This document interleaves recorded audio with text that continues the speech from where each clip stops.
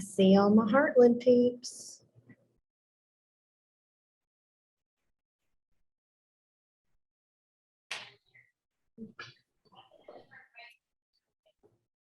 Good morning. Hey, How are you doing? good. Correct me if I'm wrong, but in the bottom of your screen, are you joining me from the beach? I am. You want to see it? Look. Can you see that? Oh, Oh. wow. That's no fair. Our faces, huh, Tammy? Hey, I don't blame you. If I was there too, I wouldn't be afraid to show it. However, I really question joining me for class when you have the beach sitting right next to it. Well, I may hop on and off. I'll be honest. It's we brought my grandson down here for his first trip to the beach. So, and it's our last day. So I may get everything rolling and I may hop off just because it is his last day and he has had no fear of this ocean. So, That's good. yeah, so he is already pulling at my legs saying Nana, Nana, Nana. So Jody, where can we find the link to this Zoom? On your calendar. on the synergy calendar, training calendar. Yeah, it's on the Synergy training calendar. And if needed, we could have somebody send out a link. Tammy, are you doing an intro and then I'm diving in? Or am I just jumping into it? Jumping in. Okay. Let's roll.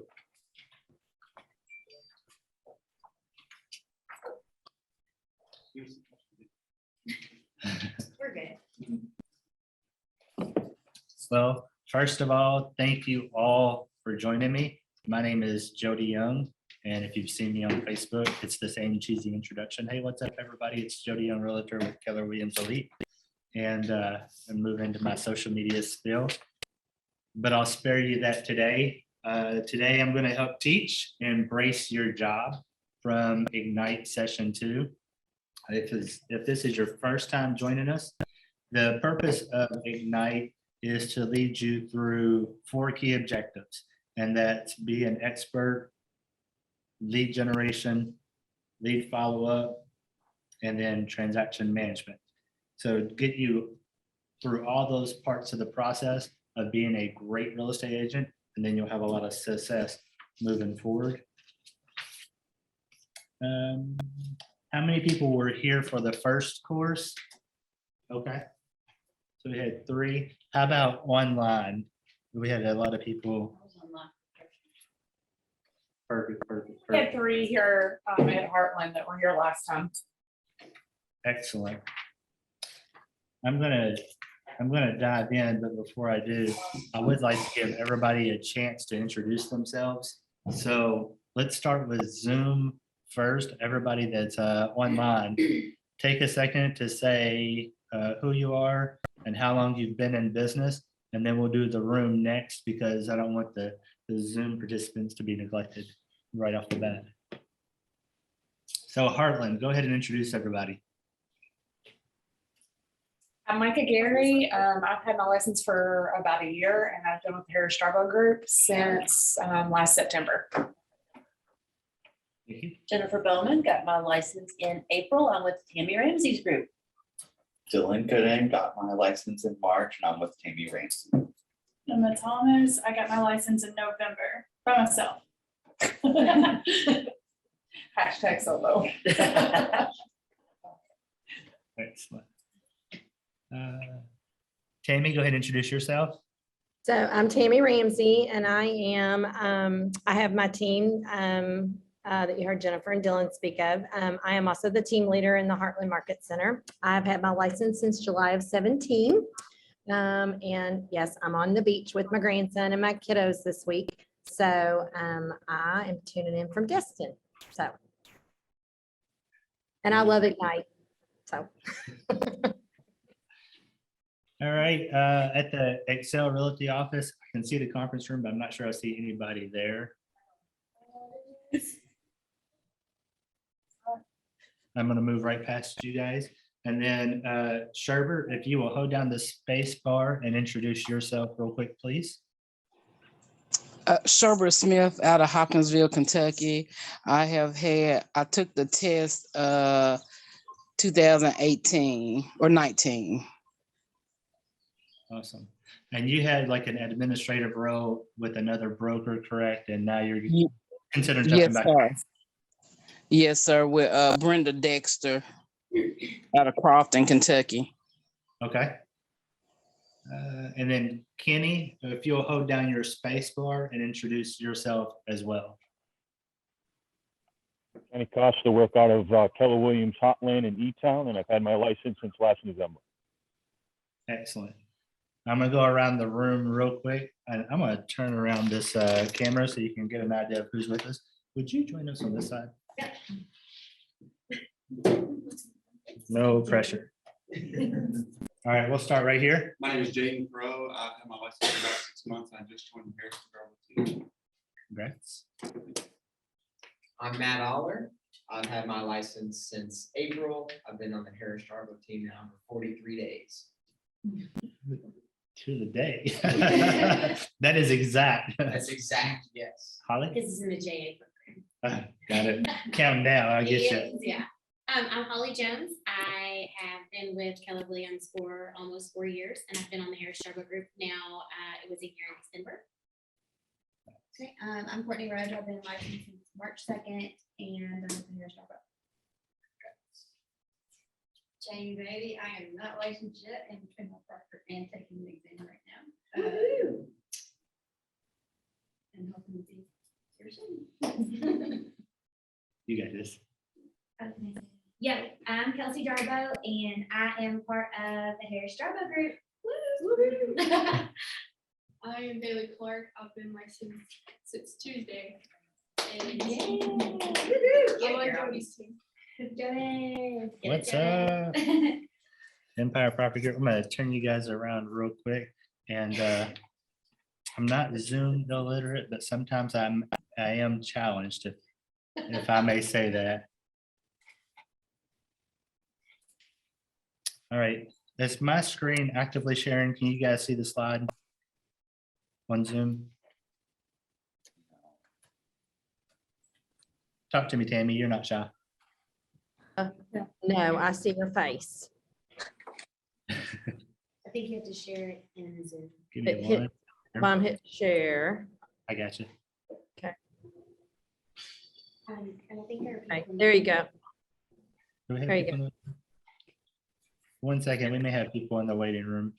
So let me jump back real quick. Where'd you see that at, Holly? Okay. We may have had somebody in the waiting room and didn't see it earlier. Or did you let them in, Tammy? I cannot let them in unless I am the co-host, or you can make anybody a co-host, Okay, which I may have to have help knowing how to do that. Ah, see, you and I make one good person. that's right, that's right. Two halves make a whole. All right, That's I'm right. jumping back over to the presentation. And if somebody else jumps in Yeah. to the waiting room, Okay, hopefully I we'll am. see that. Yeah. They might have saw me teaching and changed their mind and backed right out. They're like, That's not I'm out. Can you turn the volume up whenever you get a chance? For me speaking? Did you say yes? Do what? Say that again. Did somebody say that I need to turn my volume up for me speaking? Okay.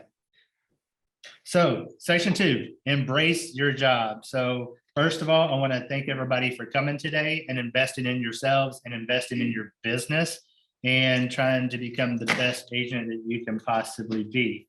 In session 1, Matt discussed the value proposition of being part of Keller Williams. And today in the second session of the real estate expert of choice, embrace your job, we will cover the key priorities of a real estate agent and discuss what it takes to become a great agent. Before we begin, let's hear about the progress with the success system that you guys went over in session one. So by show of hands, who was here again for session one? Okay, did you guys jump into the success system? Does anybody know what I'm talking about at all? No, I don't know. You were not here, were you? I was not here. Oh, with the, of course you were. Well, But it will be in, honest, I've taken a night like 3 times, but I don't remember. this would be like the first time since the content change. So Yeah. it'd be somewhat new. Yeah, this is all new to me. Okay, But don't we do it like after every lesson? A success system? recap, it is part of the success system, yep. Okay.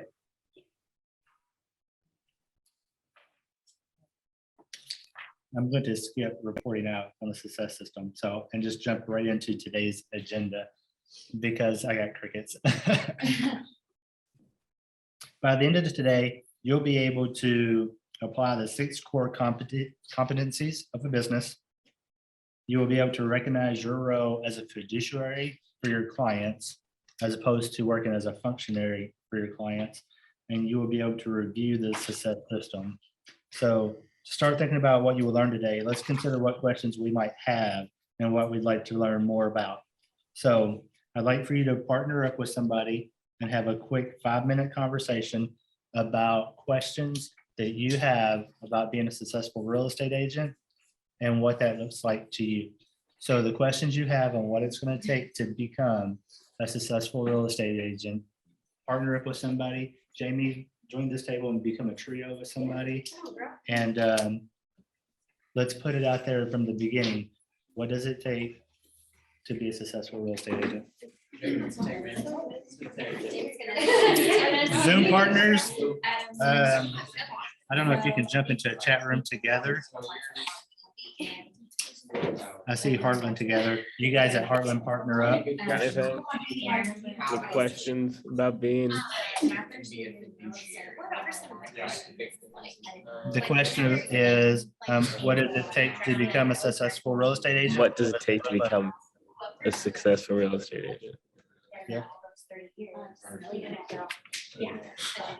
I don't know, you asked me, and I mean, gotta be accountable. Gotta stand by your word. Gotta be clear to your client. And I think another good one would be. So we got everybody partnered up. We're gonna give everybody about 3 to 5 more minutes to lay out some questions of what they wanna, of what that looks like to them also.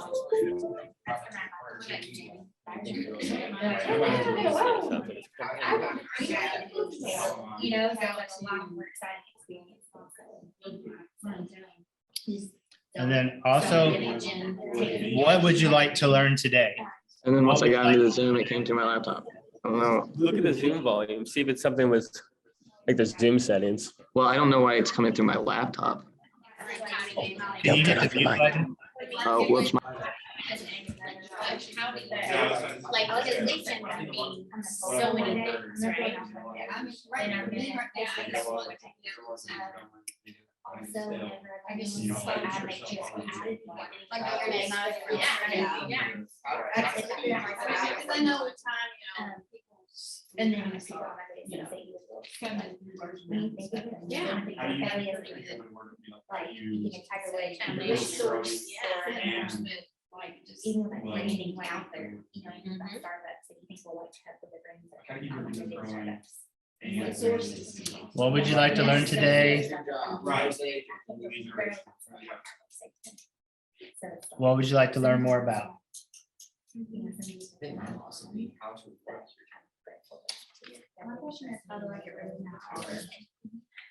It takes a lot. It takes a lot. Says, I think you're working at your career. That's called farming. Many have tried.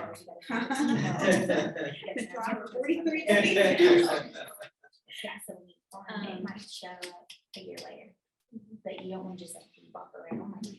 I want to know how to maintain multi-digit. When you farm, that's your focus.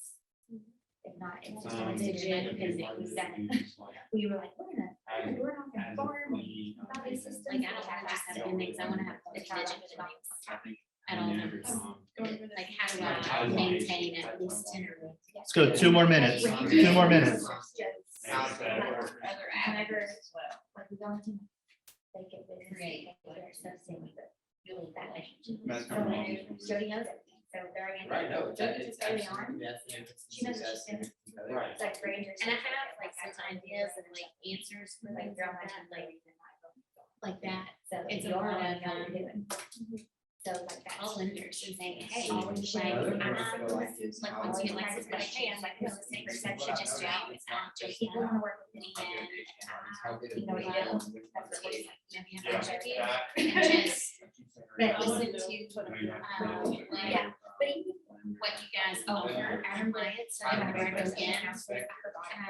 And there are some people that sounds like we should. Yeah, you gotta have. Like what programs do you have? Sounds like John. Right. 1 minute, and then we'll get back together. And it was the summer. We're gonna answer, what would you like to learn today? What do you think it takes to be a great agent? Is I just assumed it in ownership, so I myself is I just. I think I get it. Yeah. I'm like, oh, I forgot to. It's just there. I forgot. Yeah. So people will appreciate it.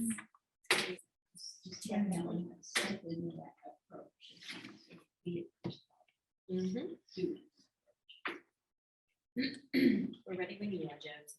Let's go. Let's go. All right, I'd like to get some answers from the room for what do you think makes a good agent? Let's start with that one first. I'm gonna go inside the elite conference room first. So Matt, I'll ask you the question first. What do you think it takes to be a great agent? I think the number one thing to be a great agent is to not just be an agent, but to be a fiduciary, someone who takes care of their customers beyond just the transaction, beyond just, getting money out of their pocket dollars. Excellent. Courtney, Being responsive, like my client, they'll text or call me at like 10:30 at night with like really important questions or freaking out, and I'll have to like calm them down, even though like I want to be in bed. So just being really responsive to them. That's a lot. Courtney said being responsive. Matt said being a great fiduciary and taking care of the client. And let's go to some folks on Zoom in the KW Heartland. What did you guys say about what it takes to become a great agent?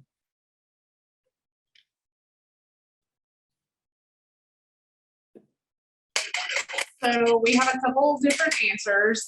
We've said, talk to everyone, let everybody know you're in real estate. Be a good listener. Be a good listener and be consistent. Excellent. Nicholas, I'll go to you next. Ideas for being a great real estate agent? I would say just being completely honest and understanding the commitments you're making to clients. Make sure you're not over promising, completely understand what you're telling them and how you're guiding them. Excellent. Okay, and let's go one more. Let's go to James Herzog. He might not be able to talk if he's at work. Okay, maybe just listening in. He's listening in. Sorry, James, we'll skip you. And we'll go to Mark Tucker. Hold down the space bar and answer the question.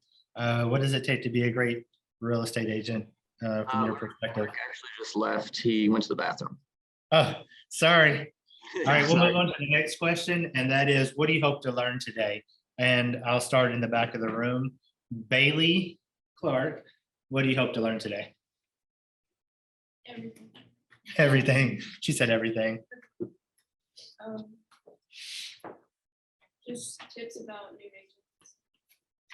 She said tips for new agents. And then in the KW Heartland office, Micah. Somebody share with me from there. What are you hoping to learn today? I got something. While you're coming to the screen, Kelsey's going to share something. I don't know if I'm going off topic, so you can tell me, but like maybe since there are a lot of new agents in here, what they hope to learn is like maybe overcoming, well, you're new. Why would I listen with you? Like maybe that type of script, because I remember I felt that a lot, I felt uncomfortable with it, but I said like, make sure you brand yourself with whatever you're with, so that we could go more into that.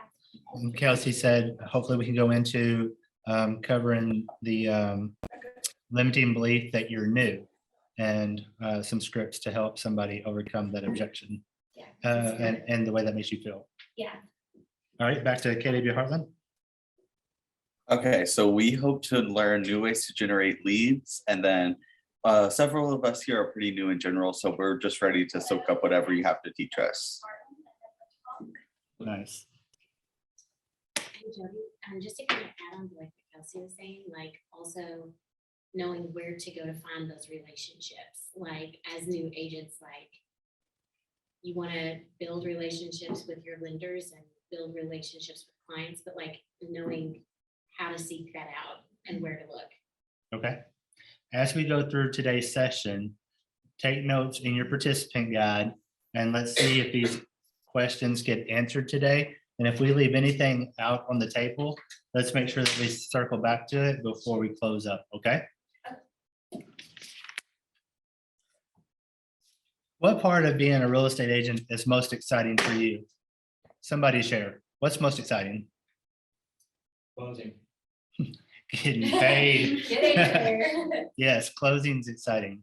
I spoke for you, but I was just guessing. Why is closing most exciting? You're finishing out this whole big process that you've done, and it's like I freaking did that and got it to the closing table. Nice. It's like graduate. Like graduating. Like the feeling when you graduate, like, I did this. So much work and accomplishment. I made it. Yep. I just like experiencing like that experience with people in those different seasons of their life, because every transaction is different, and like getting to be in that experience with somebody else. For me, one of the things that was difficult to overcome is like being shy and introverted, and then creating all these relationships with all these different people and maintaining them. You have no So- idea, man. You have no idea you work. I just had it really well. You do it well. Right. To the Zoom, somebody hit your space bar and answer the question for me. What part of being a real estate agent most excites you? Okay, so I love to make order out of chaos. And my background is nursing, like 34 years, and I like to take, like, as nurses, we like to make order out of chaos, like take a whole big bunch of stuff and bring it to fruition. And I get a lot of that in real estate. You know, people, you know, are confused by the process and they don't know the first thing about buying a house and all the things that go into it. And the closing table is that, bringing it all to fruition. But just seeing the light come on and the excitement and all that chaos that goes into it, or teaching or having new agents and seeing them get their first deal or write their first contract and seeing all that chaos that goes into it and making order out of it. So that's just, I love seeing the light bulbs come on. So that's probably my favorite part. I don't think I've ever heard anybody say it quite that way, bringing order to the chaos. Can I ask a follow-up question? Yeah. Would you say that in order to bring order to chaos, that you must have good systems and processes in place? Yes. Yeah. And you have to be learning based yourself so that you learn new ways and to meet people where they are and different ways to talk to different people. And just, you know, I mean, in nursing, you know, not everybody gets it the same way, and you have to say it 50 different ways to help people understand things. And buyers and sellers are the same way, right? Yeah. Yeah. And So, but I love walking. when you do that click and you see that light bulb come on. So, Anyway, let's go. yeah. One more person and then we'll move forward.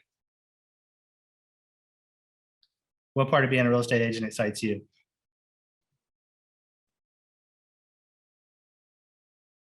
I like the adrenaline rush of putting big dominoes together.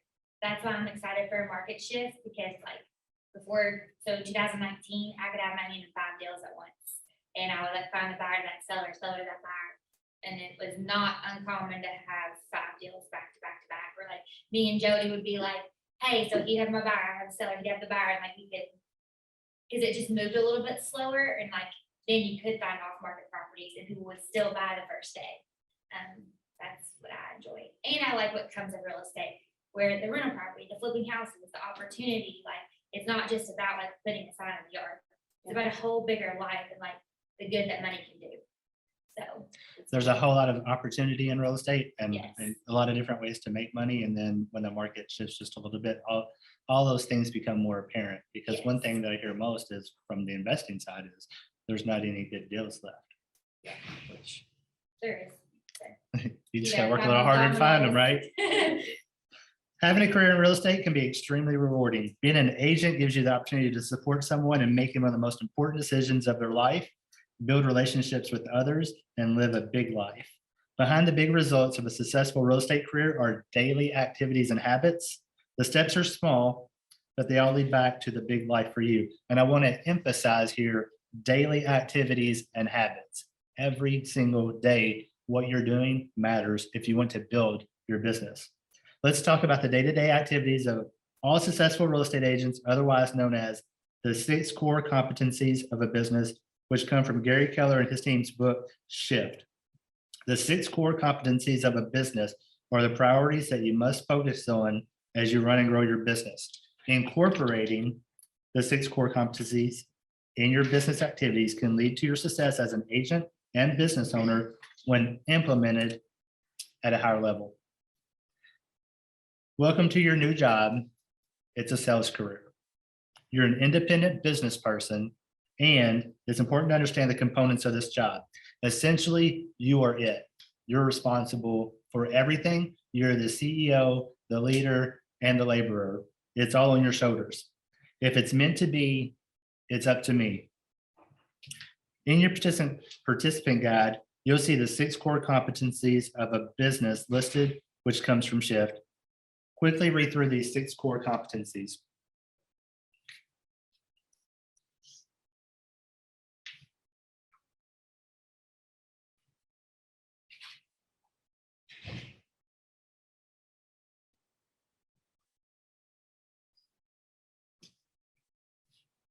So going back to what I said right before I showed the 6 core competencies, let's repeat. If it's meant to be, it's up to me. All 6 of these core competencies are on your shoulders. Number 1, lead generate, capture, and convert to appointments. 2, present to buyers and sellers and get the agreement. 3, show buyers and market sellers. 4, write and negotiate contracts. 5, coordinate the sale to closing. 6, manage the money. We've reviewed the overall path for Ignite, especially in session 1. And you can see that we will cover all these competencies. We build on each one of these as we go. Running a successful business involves engagement in all 6 of these activities. If you want to go to the top and build a successful business, it's not going to be enough to hit 3 of these really good and neglect 3. You have to do all 6 really well. The first competency is your first priority. After all, if you have no leads, you have no business. You must have leads to sustain a thriving business, which is what you signed up for, right? So we're going to break it down. And one analogy that I probably share over and over with people who are looking to get into business is you can be the best heart surgeon in the world, but if you don't have any patience, you won't make any money. And real estate's the same way. You can be the best realtor in the world. You can care about your clients as much as anybody does. But if you don't have any customers, you're not going to make any money. You will learn, and it will be repeated over and over, that your number 1 job is lead generation. How many times have you guys heard it, like by a show of hands? Lead generation, number 1 job. Some people say it might be only job, but lead generation. It's the daily practice of talking to people about buying and selling real estate. Daily practice talking about buying and selling real estate. Capturing is about obtaining accurate contact information, that is name, phone number, email, home address, any other data that a person is willing to divulge. Capture also means adding new people to your business database so you can converse with them and provide value. Another important component of lead generation and capture is that you ask for permission to stay in contact with each person. You'll learn more about the importance of this step as we explore lead generation later in Ignite. I emphasize this part, asking permission to stay in contact with a person, because I try to make that a part of my conversation with every lead. So when I have somebody come to an open house, I'm like, hey, would it be okay if in 2 weeks I check in on you and see if you bought anything yet, since you're just browsing? And I get that buy-in or permission from them to follow up again. That way I'm just not harassing them.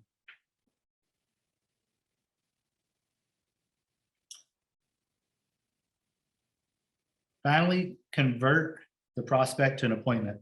Capturing leads is wonderful. However, the ultimate goal is to find active buyers and sellers and set an appointment to meet and agree to work together in the buying or selling of real estate. Remember, we are learning and building on each new skill as we advance through the entire course of Ignite.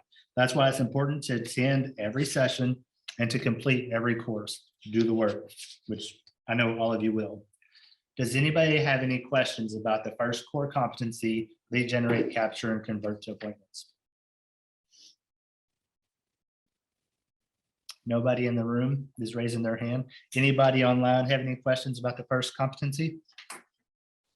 So the only thing I would add to that is, I know that Jody, you tell people as well, is that, that whole permission to follow up, that when, that time frame and the permission to follow up is what qualifies them as a nurture. That's when they become a nurture, is that them giving you, their name, their phone number, and the permission to follow up. And that's what I tell the agents on my team, is that's when they become a nurture for you, that you're going to nurture them. It's like that lead turns into a contact when they give that permission to nurture them over time. That's how they become your contact, and you're going to start nurturing them. Mhm. And if I may add to this, just from the very beginning, I say this over and over in my own business, and I'll say it here today. Whoever gives the most value wins. It doesn't matter what business you're in. So the BlackBerries went out of business because iPhone gave the most value, right? The bookstores went out of business because Amazon gave the best value. So that becomes your focus. Give the best value by nurturing your contact throughout their home buying, home selling process.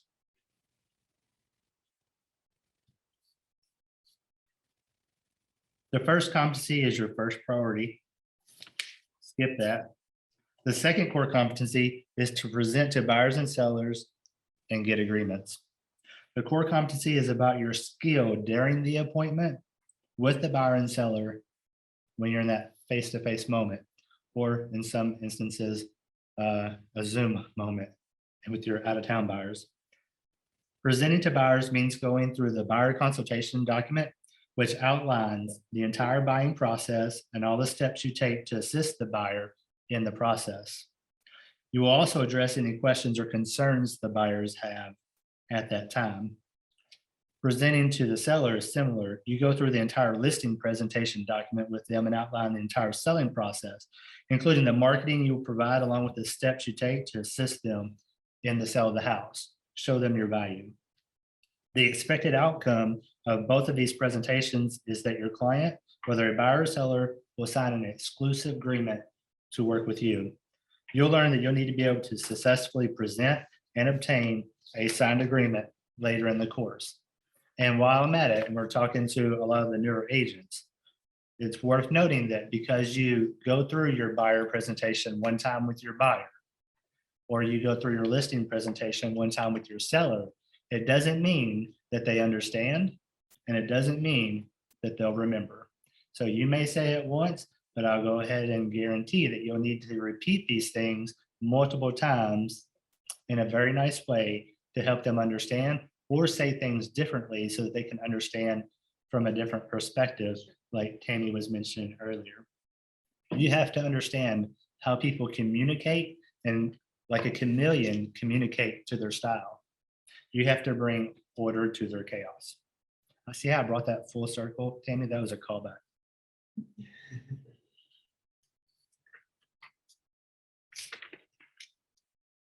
The third competency is about showing buyers and marketing sellers. When you think about this competency, what comes to mind? showing buyers and market sellers. You have to spend the time taking buyers to homes, and you have to spend the time to market the homes you're selling. Yes. It's funny because you wear so many hats as a successful real estate agent. Like you have to be a great marketer, you have to be a great communicator, you have to own all 6 of these core competencies. There's a lot going on. Sometimes we make it look easy, sometimes we make it look too easy. We try to take so many problems away from our clients. They don't even know what we're solving on the back end and sweating out because we do it so gracefully with a smile. Can I add on that? It was so funny. Absolutely. We went to a closing once and we were sitting at the closing table and they said that it was so easy that we should have dropped our commission to 5%. And I was like asked me at the closing table to drop it to 5. And I was like, because we had made it look so easy. And I'm like, that deal was a living hell. Like, you don't like vomit on and everything. Like it's just your job as like a professional. So I just put my foot down. I said, no, and sometimes I let them know what all happened, you know, like, hey, this happened today, but I've already had a solution and it's solved. So I've kind of started to do that some and say like, oh my God, here's the problem. And then come back 5 hours later with the solution and they're anxious all day. Like I let them know kind of after it's happened. Unless it's like a repair request, like, yes, it needs to happen immediately or financing fell through, but you can kind of gauge what's solvable and you know what I mean? Yeah. And I'll give you a little bit of my script when people ask for me to discount the commission because the transaction went so smooth or the transaction went so fast if I brought a cash buyer to the deal. Because a lot of times I'll charge 7% instead of 6%. And sometimes, I'll even do 5%, but a lot of times it's more expensive. And they're like, wow, you're really expensive. And you hardly didn't do anything. This was so smooth. And, we went to the closing table in less than a month. And I look at them and in all seriousness, I say, well, that's what you paid me for, right? You paid for a smooth transaction. You wanted it to go well. You wanted to go fast, right? Or did you want a bunch of hiccups and problems and somebody that didn't know what they're doing? You wanted a professional, so that's what you got. So that's what we're paying for here today. So, I don't know where I heard it. I'm sure it's not original to me, but I just picked it up somewhere along the path. Yeah. You won't keep anything in your head unless you write it down. So I listened to the funniest TikTok. I don't know if anybody listens to Glenda Baker. Yeah. She is Somebody said hysterical. yes. Yeah. Oh my gosh. She had this one on there and she said this lady's daughter, they were going to list the house. She went to this house. It was horrible shape. And she was like, she told the daughter, she was like, look, this house, you're not going to get this kind of money. It was like $3 million, blah, blah, blah. And she goes, we're going to have to talk to my mom because I own this house with my mom. Okay, I'll call her from the car. Don't call her from the car. My mom's going to rip you apart. She was like, okay, whatever. So she said, what do? I call her from the car. And the mom's like, well, I'm not going to pay you. This agent's going to do it for this. She goes, well, let me tell you something. Michael Jordan doesn't discount, his money. And I am the Michael Jordan of real estate. So if you want me, that's what you're going to pay. And like 2 days later, they called her and said, come list this house. I thought, oh my God. I was like, that's what we need to say. We are the Michael Jordan of real estate brokerages. We really are. And it's funny, like when you put in the work, you can confidently say those things. So like when you learn the market, and you learn how to communicate and you know your stuff, you can say, I am the Michael Jordan of real estate. And that's where the value's at. Showing buyers is all about understanding the needs of the buyer and selecting houses for them to experience with you. Marketing sellers translates to marketing their house in the best possible light and via the most channels to ensure that as many potential buyers as possible see it and are interested in it as well. This will be covered in more detail later on in the Ignite series. It's important that as marketing to sellers, we're in the communication business also. We're communicating to the public that this house is available. It's a great house and it checks their boxes, if in fact it does. And if it doesn't, get them into the one that does ASAP and get the deal done. The fourth core competency is writing and negotiating contracts. This is a big responsibility and one that many new agents are concerned about and anxious about completing their first contract accurately. Negotiating is another competency that requires practice, calm, and a win-win mindset. Remember, win-win is when a candidate believes win-win or no deal. I want to point out that when you're working with your buyer and you want to get a deal done for them for this house that they say that they love, and if they really love, ask them, is this the one? Do you really love it? And as you're more experienced, because you've shown them 10 other houses and you've seen their reactions, you get them to the one that they love, you'll know. But you ask them, do you love it? Sometimes helping them get the deal is as easy as calling the agent that has the listing and saying, hey, what is it your sellers really need in a contract to buy this house? And then talking to your buyer and say, hey, we know what they want. If these things are okay with you, they're definitely important to the seller. I think we're going to be able to get this deal together. Make it a win-win. The fifth competency is about getting the deal all the way to the closing, where the buyer gets the new keys to their home, where the seller releases the home to the buyers, and you get paid. Keep in mind that not all deals make it to the close for a variety of reasons. It takes skill, and this is why it's one of your core competencies. Just thinking backwards for just a second in negotiating contracts and preparing contracts is, I can remember whenever I was new and how stressful that was and how I felt like it had to be perfect. Even today, I still feel that way because it's important to our client. The more time you spend with your broker in his class, learning about every word in every paragraph of every document, the more confidence you'll have when it comes time to fill it out. That's my pulpit But it preaching is true though, like you for the spend like moment. 30 minutes to do one, now I'm doing it in like 60 seconds. Like,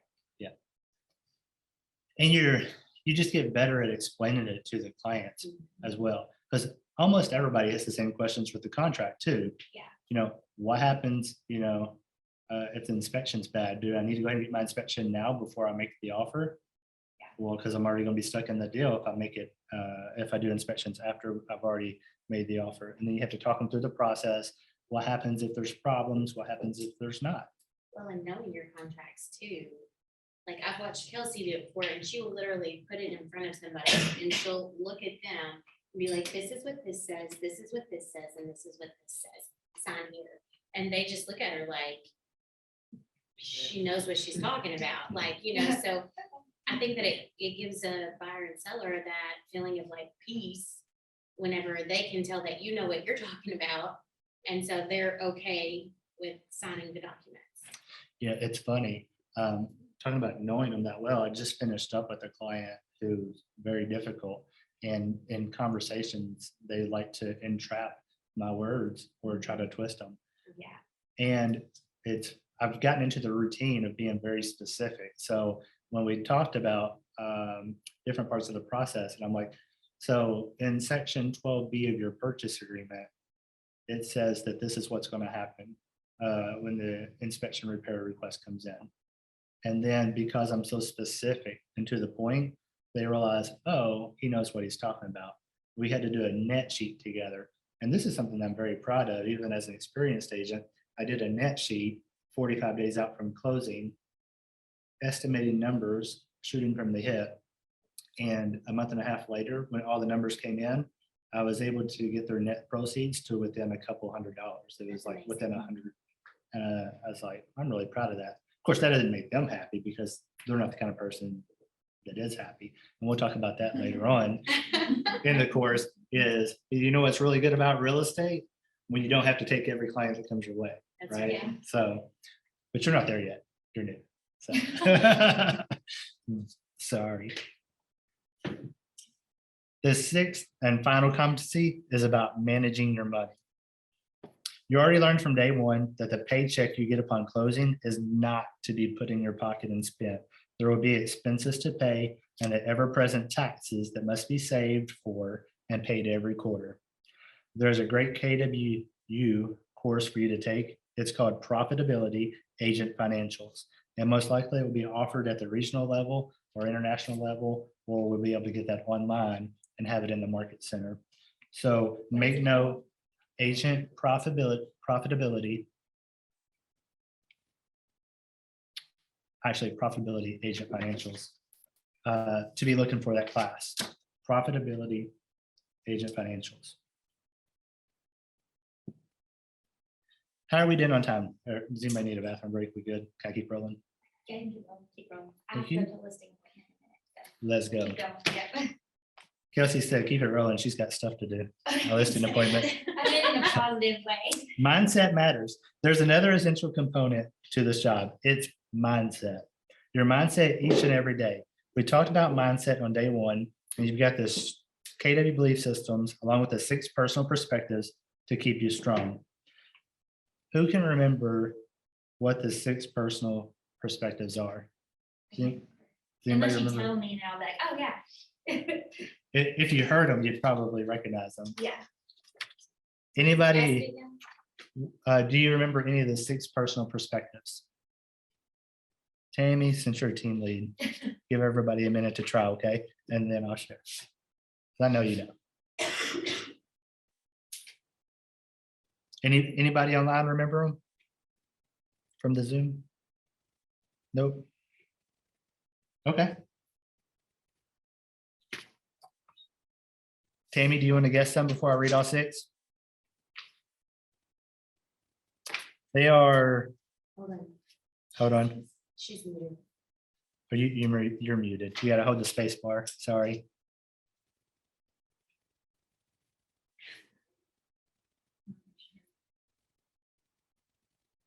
You're still muted, Tammy. There Mastery. you go. Commit to self-mastery. I commit to self-mastery. And write these down if you don't know them. E to P. Yes, move from E to P. P. Oh gosh. I should have memorized and I don't. Commit to self-mastery. Yeah. Move from E to P. If you're not familiar with that, that's entrepreneurial to purposeful.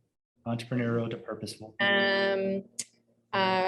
Limiting beliefs, remove limiting beliefs. Correct. Remove limiting beliefs.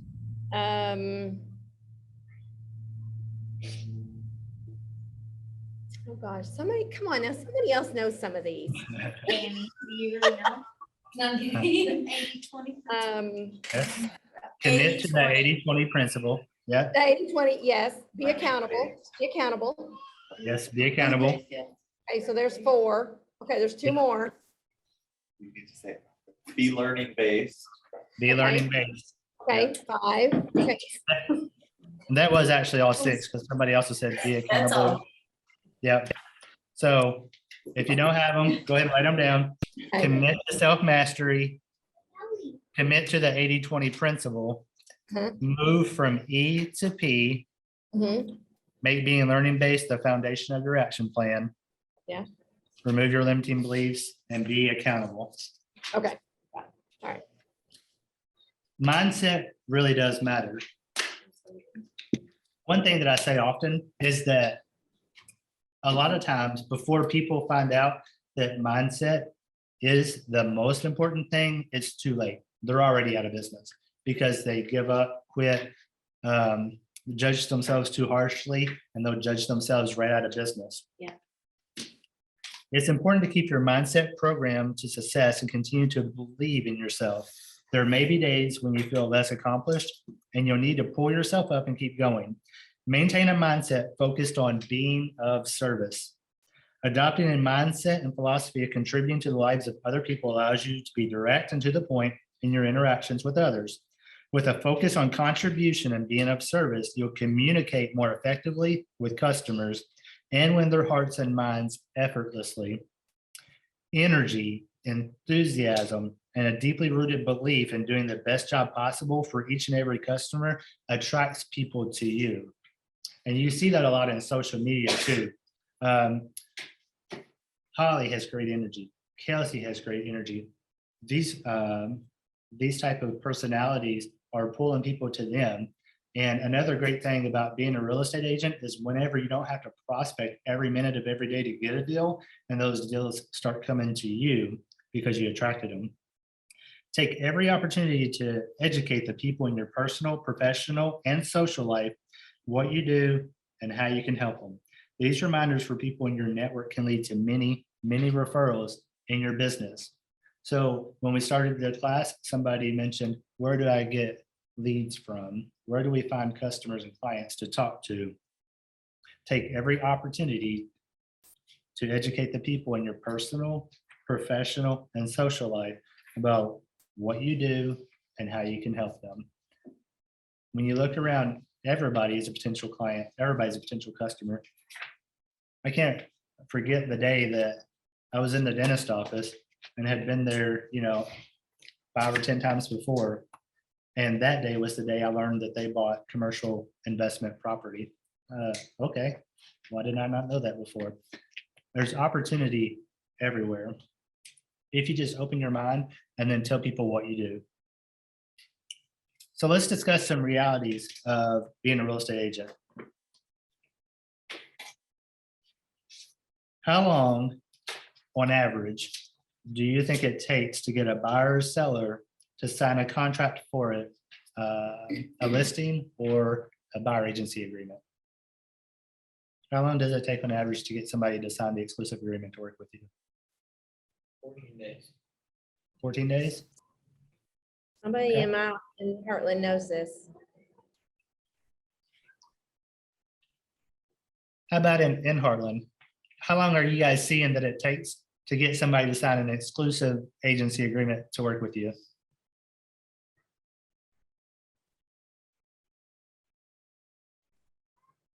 How many calls?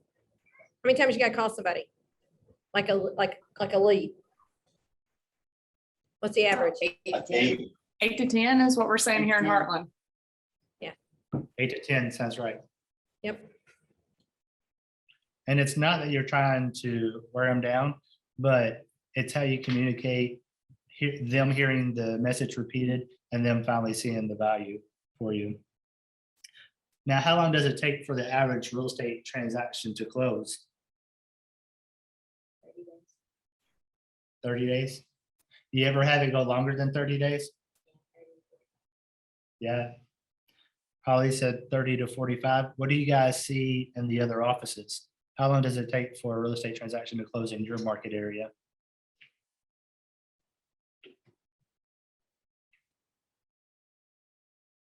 Here in Heartland, we're at 30 to 45 usually. Okay. And then here's another question. How quickly do you want to get paid? Or how long can you go without a payday? One day. Just kidding. Yeah, I'd like to be paid every day. Thanks. Depends on the Amazon run. Just kidding. How many boxes are showing up at your porch, Tammy? Depends on the Louis Vuitton sale, I don't know. So it takes a while, right, to convert a lead into a contact and to nurture that contact to get the exclusive agreement. It might take 8 to 10 calls. It might take 14 days. It may take 45 days. Sometimes it might be outside the average and it might take 2 years, right? So it can't be stressed enough how important it is to develop your skills in these areas so you can get paid and be successful in business, because you want to be paid early and often, right? And the more money's only good for the money that can do. With that being said, I want to do a lot of good, right? Yeah. So we have to be skillful when we lead generate every day. We have to be skillful in building our database of contacts every day. We have to communicate with people about real estate every day. We have to commit to going on a lot of appointments, preferably every day. And we have to practice conversations to get better every day. That's what it means to be a real estate expert, right? And I will go ahead and throw it out there that one thing that's neglected more than anything else as real estate agents is not just the lead generation, but it's practicing having conversations with people every day. You need to practice how you talk to your sellers. You need to practice how you talk to your buyers. You need to practice how you talk to your cooperating agents, your loan officers, your title companies. We're all in this business together. And the better you are at communicating ideas with everybody to get your transaction to the closing table, the more paychecks you're going to have. In the first session, if you were in it, you may remember this quote: anyone can do it, not everyone will you? Anyone can do it, not everyone will you? So you guys that are here, are you going to commit to it, or do you have limiting beliefs? Limiting beliefs is a fancy way of saying excuses sometimes, by the way.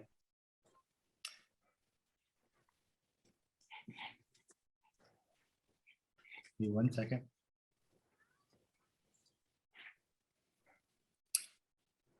Here's another quote from Shift, the book by Gary Keller and his writing team. It's about the importance of these 6 competencies to reaching your highest potential. I forget your name right here in the front. Yeah. Will you read that for me again? To achieve your highest potential, these 6 core competencies must be done consistently and done well. Consistently and done well. Whenever I read through those earlier, I emphasized daily, because this can be a 24/7 business. So don't be afraid outside of the 8 to 5 to being committed to self-mastery. That's your learning time as well. You got to work on your business and you have to work in your business. So that wraps up the first section about core competencies. What are some of your ahas or things that stuck out to you about the first section? Repeating the pitch. You can't just pitch it once and it stick. So repeating it and repeating it in different ways. Yes. Communicate how they receive it. Not to let the obstacles stop. For us here at Heartland, the profitability class, we didn't realize that that was a thing. So that was a big aha for all of us. You know, I've not heard that course yet either. And this is new Ignite materials. I have a feeling that is also a new agent class to bring value to the Keller Williams agents. I look forward to that. Yeah, that is a new class, you know, and I love that class. You know, another really great class is, or a great book is Profit First. I run my business by Profit First. So until that class rolls around, and I don't know the dates, we can look into that. Another thing in the interim is to read the book Profit First. It's amazing. It's a game changer. Thank you. Give me 2 more ahas and we'll move on. I'll take one from Zoom.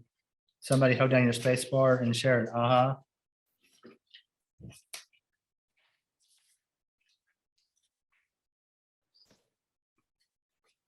So I'll throw just one quick aha in there. You know, when Jody talks about the daily stuff, if you think about everything that you do daily, and I mean, this is oversimplifying it, but like everything that you do daily turns out well. You know, Jody brought up being at the dentist. You know, you don't brush your teeth every day, things don't turn out well. You know, if you don't take care of your car, like putting gas in it and the things that you do on the daily for your car or your kids or your relationships on the daily, it doesn't turn out well. The same thing is true of real estate. There are just things that you just have to do daily, or it's not going to end the way you want it to, and it's not going to end well. Some things you're going to love to do, and some things you might not love so much. But if you do them every single day, it will turn out well, and it will turn out the way you want it to. So. In the beginning, you just suck up doing the things that you don't really enjoy until you get to the point where you can hire it out with leverage, Yes, right? Absolutely. And when you're trying to win, you don't really care about your comfort level. You want to be the best agent. You're not worried about comfort.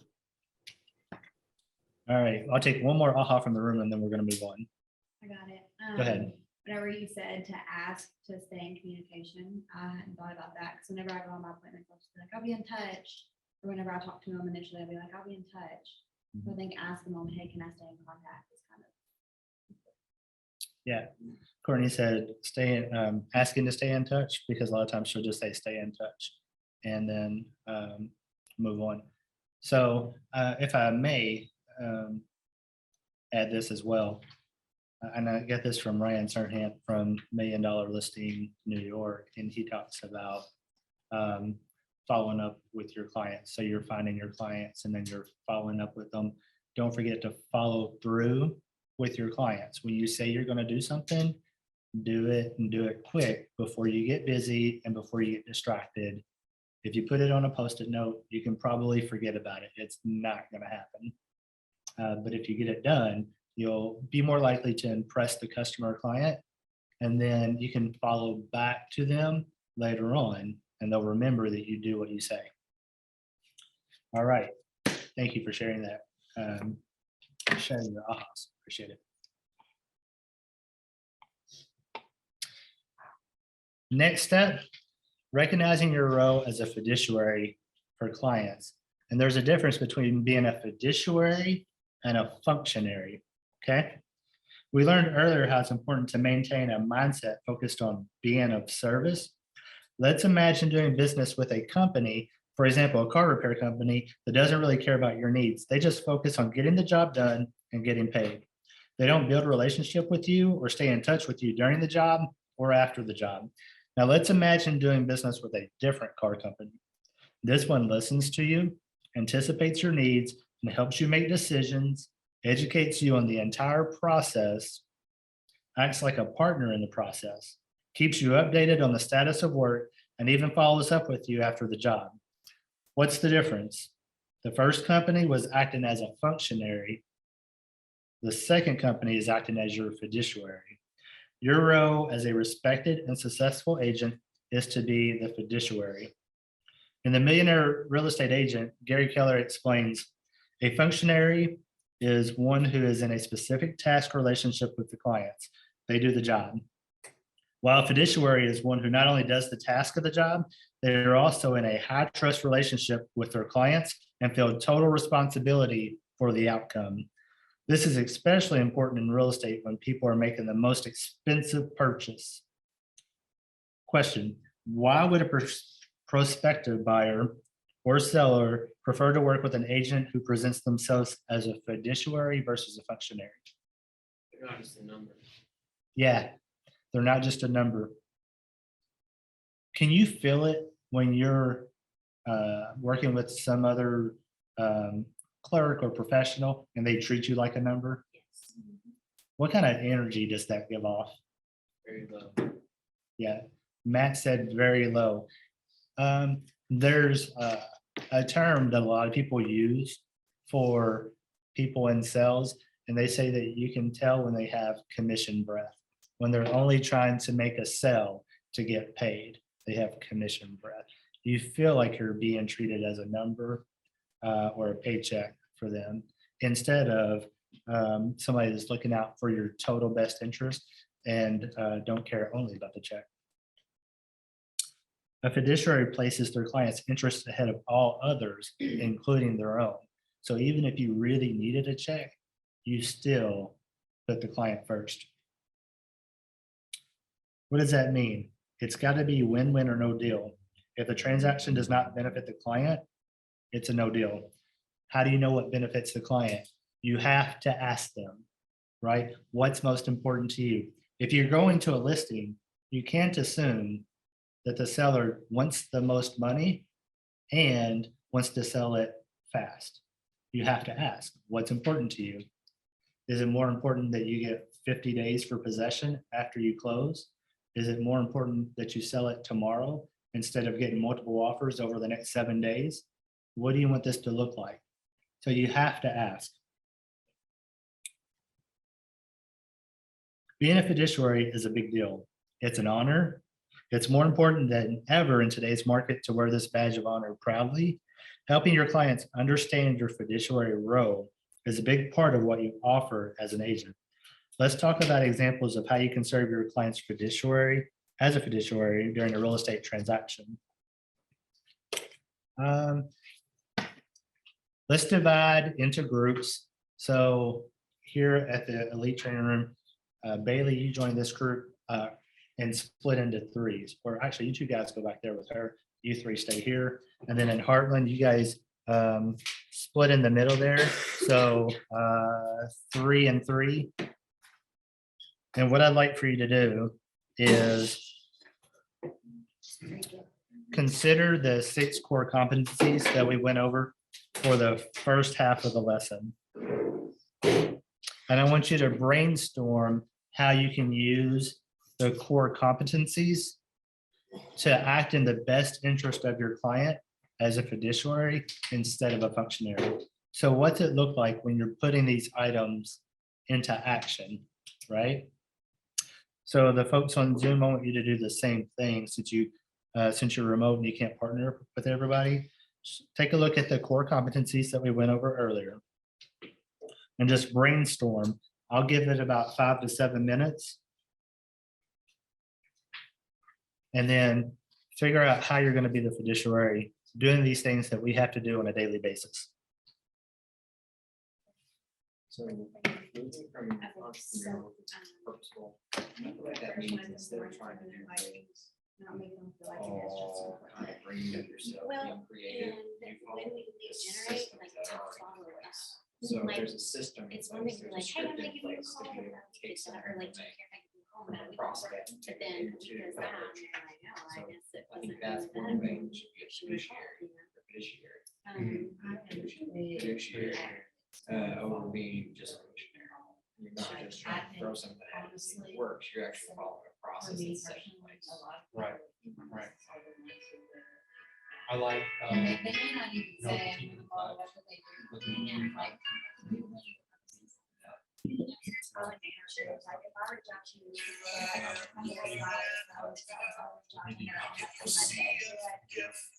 like, when we meet, I should like follow up the next week. Or he's like, boss, and I'm just doing that, like, follow up quicker.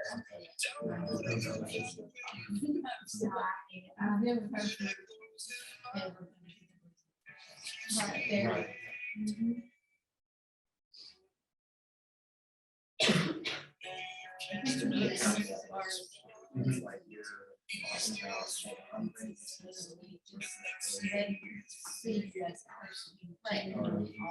Yeah. You know, see. Right, sure. And I think too, like, send them a couple reminders, like, hey, I just came home, make sure that you're so set to meet tomorrow at 3 o'clock. And then like show up 5 minutes early. You know, even if you don't walk up to the door, if they see that you're there, like.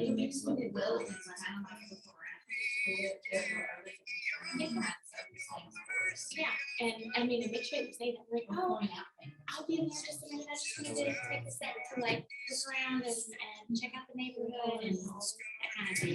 Because some people are like.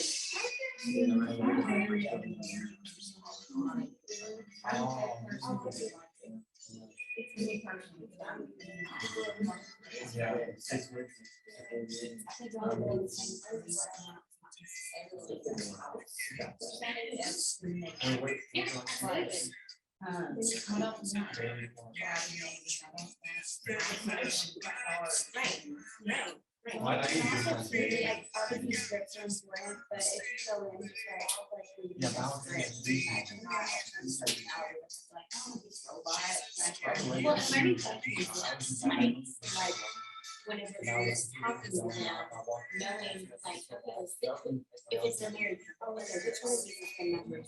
Like, if it's the wife wants to show you. What you say. Yes. Yes. And also, I like to like, if I go on Facebook, before I go, I have their guys, it's like, I have practice and like the guy that I'm working with now, he's never touched it, so I know like, what I'm doing, like, if I walk in there, I can just tell,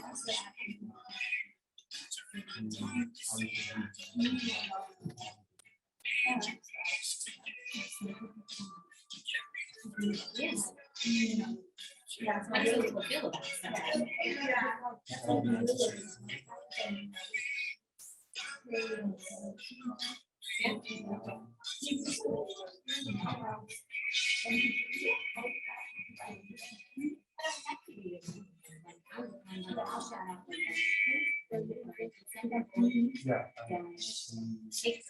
Right, but it's one of those things where it's like.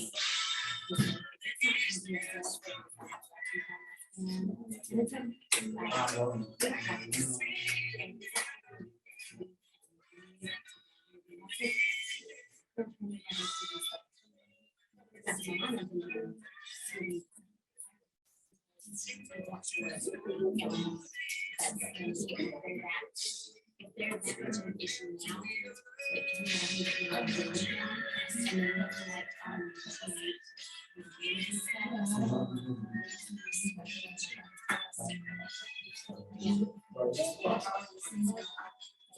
yes.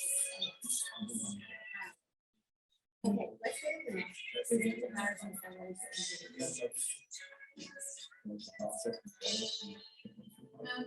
So. The best way to do it is contact. She had conversations, how I get to know background. What's your value?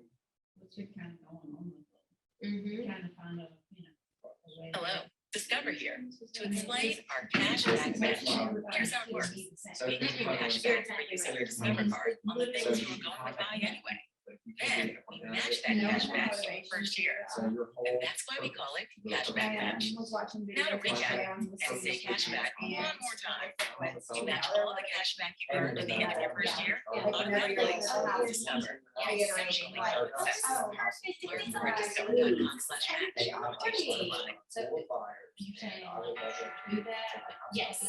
Yes, and like multiple times, just be like, whenever, because if you're trying to do this, you may want to move because their kid is moving and they want to move with them. If they start being hesitant and realistic, like, oh, you know, this position, your son, or whatever, you know, just keep reiterating that. See, and I'm just saying that's me. Actually, that's something like. Yeah,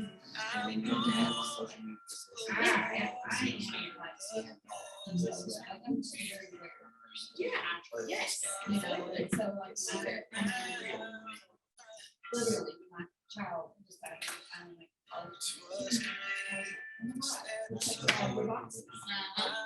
you know, this is everything. This is every, it does everything. All right, 90 seconds.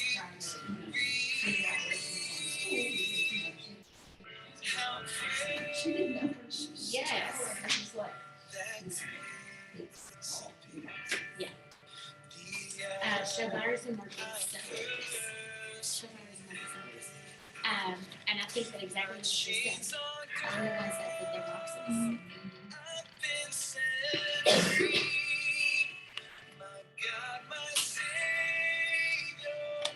Reminds me whenever I also have like text their box. Yeah. And whenever you ask them, what did you love, and then you know, then it's not like said if they're not So like, because sometimes people don't really know what they want until they start looking, and then once they get in there, they're or like, they think they want something until they start. yes. so once they start looking, they think, Mhm. because I know me as a person who's looking, has to, you know, like, all of women. Yeah, maybe that's not exactly what I, yeah. Well, maybe it's, you know, something I don't understand, so, you know, like, even like some stuff that was like, oh, no, it's not this. Honestly, but kind of like, walking out, like, when I got to live there, like, yeah, that's for sure. I think it's important to not get tired, like,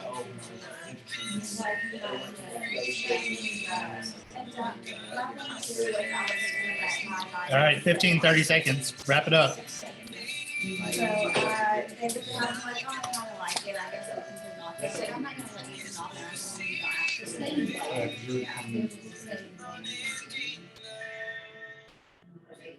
And then just kind of was reminding them, that all the houses come on the market every day, like some houses every day, every home come on the market. So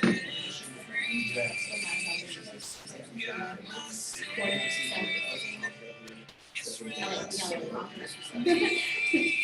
that one, I just put like on the right, and then it's like co-op agency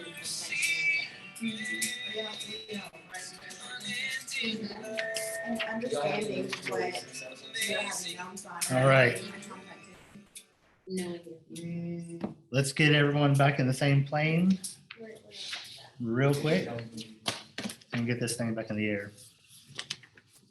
All right, so what did you guys come up with as far as being a good fiduciary for your clients using the 6 core competencies? Who wants to lead off? Go ahead, On Holly. our first one, for number 1, we put to, like, if we say we're gonna follow up, to actually follow up. And if we set appointments, to send an appointment reminder the day before, to show them that like they have value and like that you really are looking forward to meeting with them. And showing up to that appointment like 5 minutes early, just to kind of get a view of the neighborhood, or to show them that like they're not just another member. And following up in a timely manner too. So if you say, I'm gonna follow up in a couple of days, don't do it 2 weeks later. Yeah. It's so important to be on time every time. And also like showing your personality in appointments too, rather than just going in and reading the script and feeling like a robot. Because people like people, they don't want a script.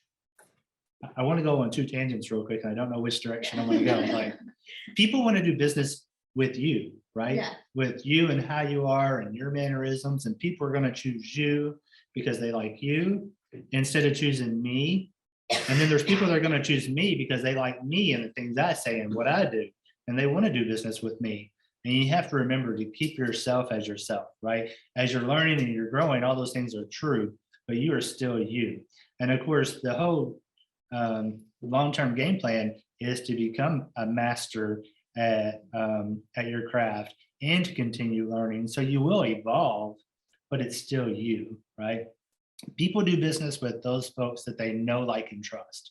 And so as a fiduciary, that's what you have to do. Be someone that they know, like, and trust. And you're in control of all those things. Going back to Holly's point, doing an appointment reminder the day before the appointment, showing them that they have value, so critical. And then also, early before the appointment, same day, sending a message out, hey, are we still gonna meet at this house at 123 Apple Lane today at 2? Are you still good? Because doesn't it suck whenever you show up and you're there and nobody else comes? It happens so much. So by doing those follow-ups pre-appointment, you can make sure that they're not gonna ghost you and you're wasting your time and gas when it's $19 a gallon, right? Another example, somebody throw out another one. Let's go, did anybody do number 2, presenting to buyers and sellers to get the agreement? And knowing their motivation and like keep repeating that to them whenever they start to kind of get hesitant. Be like, oh, well, you're wanting to sell because you want to be closer to your family. Just keep reiterating that to them. I think it's really important. Yeah, circling back to their motivation.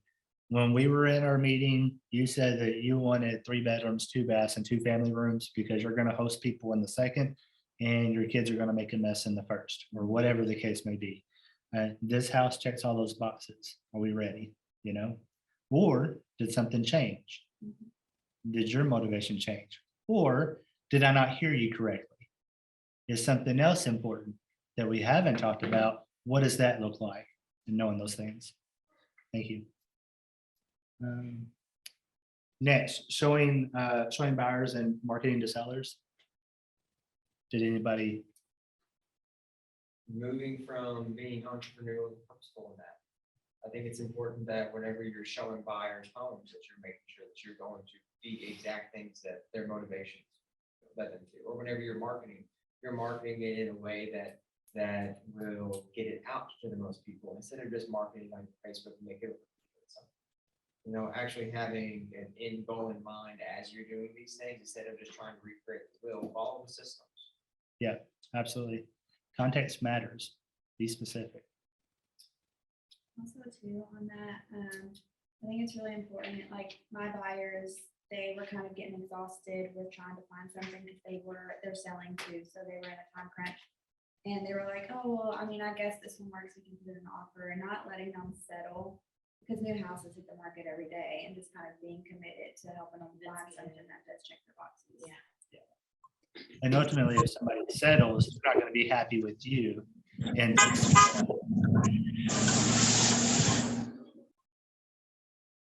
can you mute yourself, Kalina? All right, one more and we're going to move on so we don't run out of, well, we're going to run out of time, but I'll like to get through more before we do. Writing and negotiating contracts.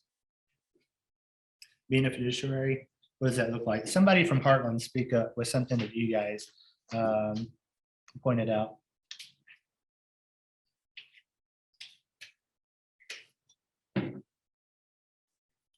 Sorry, could you repeat that last question? It cut out a little bit. Yeah, for the writing and negotiating contracts core competency, what did you guys come up with for being a fiduciary in that situation? Teach them as you go through it, like stop and let them ask questions. Nice. Yep. Know the contract. Like, know enough that when they ask a question, you don't have to go hunt for an answer. Absolutely. If there's one area where we're the expert and we shouldn't have to say, I don't know, let me find out, it's the contract, right? Right. Because we have access to the broker, we have classes to train, and we'll get one-on-one time if we just request it, right? So absolutely. Coordinating and closing the sale. Partnering with your client who's buying a home and help them choose a trustworthy home inspector instead of somebody just trying to push a deal through, or somebody that wants the deal to fall apart. Like having a good team to help your client get the deal done. And then the 6th core competency, when it comes to dealing with your money, like, would you trust someone to help you buy a house? Which is probably their most expensive purchase if they can't handle their own finances, right?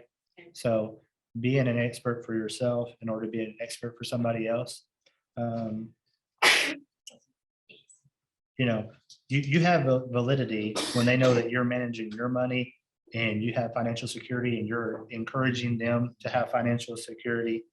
So just make sure that through your 6 core competencies that that the belief system shines through the entire process, which is the Y4C2Ts. So anybody want to share some ahas about going from being a good agent to a great agent by being a fiduciary versus a functionary?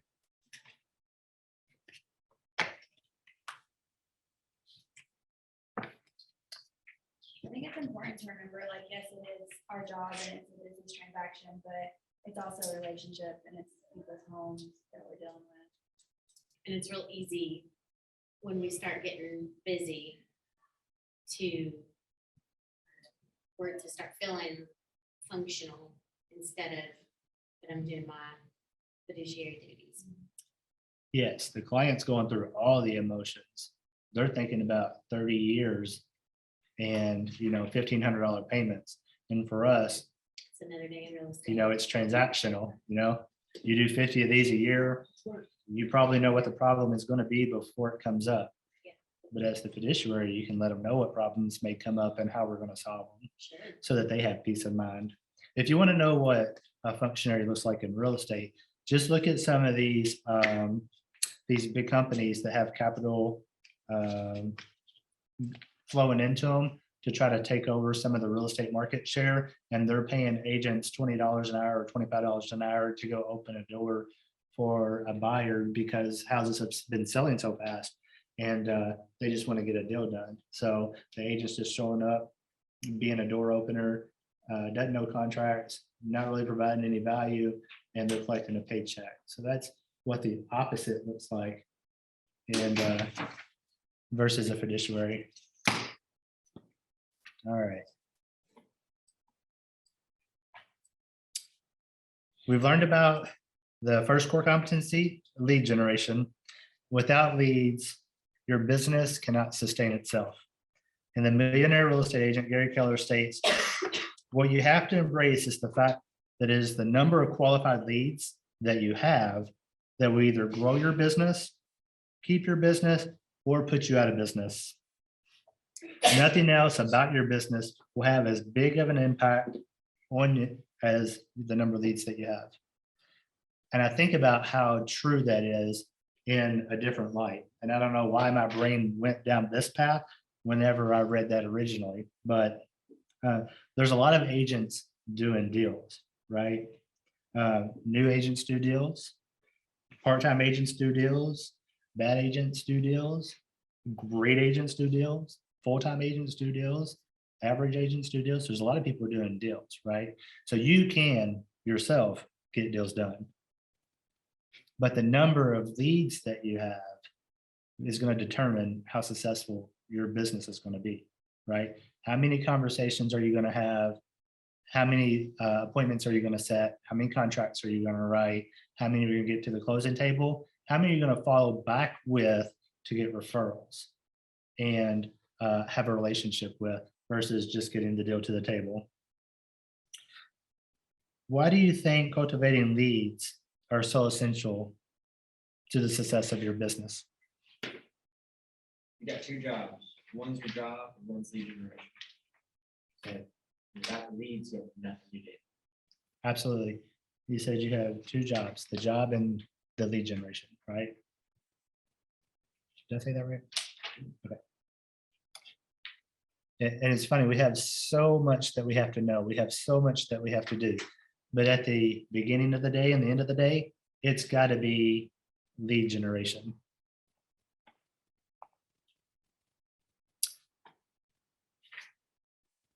Although lead generation and lead follow-up are the most important priorities you have when running and growing a thriving business, sometimes they may feel uncomfortable to do, especially as a new agent. Feeling at ease when talking to people you know and don't know about how you can help them with their real estate needs is a skill that takes time to develop. It's a skill. Skills are learned. It's not a gift. It's a skill. One of the best ways to feel more comfortable communicating with potential leads is by role playing and practicing the most common conversations you will have with your clients, potential clients, and other agents involved in the real estate transaction. It's also imperative to have an accountability system in place to support your consistency in lead generation and follow up. I need a volunteer to read the quote on the screen. Go for it. Accountable people achieve results others can only dream of. Absolutely. In the first session of Ignite, when we introduced the 6 personal perspectives, the 6th one is be accountable. The quote comes from Gary Keller in The One Thing. So what are your ahas from hearing this quote, accountable people achieve results others can only dream of? What comes to mind for you? But you can't succeed alone. You can't succeed alone. All right. That we have to be accountable to somebody, Yes. not ourselves. Yes. What happens if somebody tries to be accountable to themselves? Why not? Because we give ourselves every excuse of why we don't have to. And we know that if we don't do something, we're the only ones that we have to answer to. Absolutely. It's easy to cut yourself some slack. Sure. Having a bigger purpose. It's just more motivation. Yeah. She said having a bigger purpose is more motivation. You know, tie your activity back to your big why. What is your big why? Accountability is a crucial part of achieving your goals. When you report to someone else on your progress to your goals, you gain more focus and motivation. Think of accountability as a process. It is difficult to maintain drive over the long term, but when you must defend your activities to an objective observer, it becomes easier to stay focused. Accountability is about getting and implementing feedback. You must take time on a regular planned basis to meet with whoever is holding you accountable, to look at your numbers, and to refocus your efforts. Speaking of accountability, you cannot do it alone. For this reason, in Ignite, we partner up with another participant to help each other succeed. One of the great benefits of having an accountability partner is that it increases your productivity and keeps you on track and in check with your goals. You will provide accountability for your partner, and your partner will provide accountability to you. We suggest that you follow these guidelines that are also listed in your participant guide that you have when you provide and receive accountability. You want to provide a safe place to share. Follow through with action items. Listen and pay attention while the other person shares. Set a frequency of checking in with each other. Dig deep to find out why you do the things you do. Respect each other and the process. Create a commitment and stick to it. Be open to receiving feedback. Give specific feedback. Most importantly, have each other's best interest in mind. Earlier, you heard everyone introduce themselves. Now, we're going to look around. We're going to pick someone to be your accountability partner for this week. It can be a person that you're sitting next to or sitting across the room. It could be someone we haven't met personally, but let's take time now to introduce ourselves to each other, exchange contact information, write your partner's name and information in your participant guide, add it to your phone. Once you form a partnership, decide together how often you're going to check in with each other and how they will check in, phone call, text, message, in person, video call, however you want to do it. And then put this information in your accountability plan in your participant guide. So right now, everyone look around and let's pick out who our accountability partners are going to be. You folks on Zoom need to partner up with the next person on Zoom and connect with each other so that you really do have an accountability partner. It does you no good to come through these Ignite classes if we don't do the work, right? So everyone take a few minutes right now, find your accountability partners, exchange information, and create your accountability plan.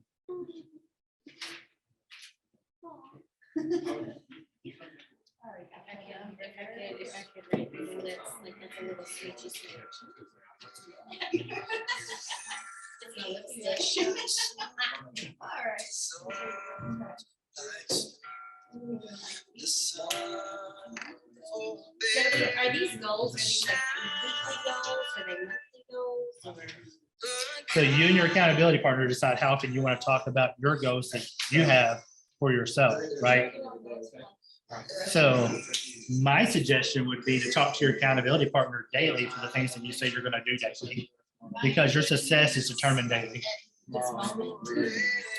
So you have things that you can be doing, like how many people are you going to put on your spreadsheet each day that you're going to contact as soon as you get your license? Or actually, better yet, how many people are you going to contact today to say, I'm getting my license, I'm going to sell real estate? I'm already doing it. Well, great. So that's what you will report out to your accountability partner. I'm so pumped. It's already gonna hatch like a. Yes, but you're going to put it to your accountability partner now, because you're going to say, I'm going to tell 20 people today. And your accountability partner is going to say, did you tell 20? And you say, no, I did 19. You're going to be like, why? Like you said 20. Like, we need to stop right now. You need to do the one more, right? And then what's the next thing you're accountable for? And just build that accountability.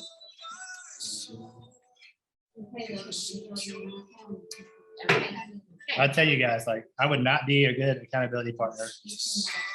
I'm a little lacking on empathy sometimes. Okay.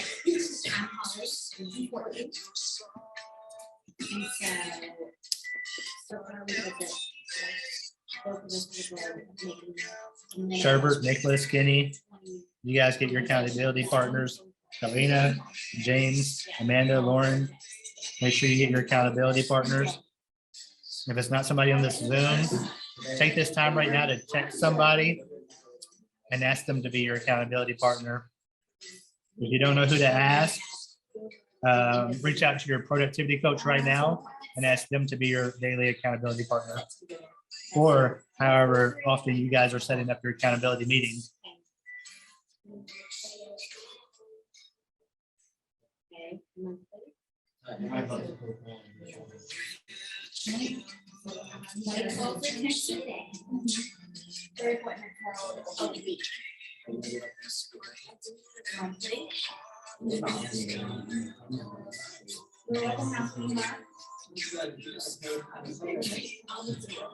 Okay, yeah, just because it's starting to be the busy time of year.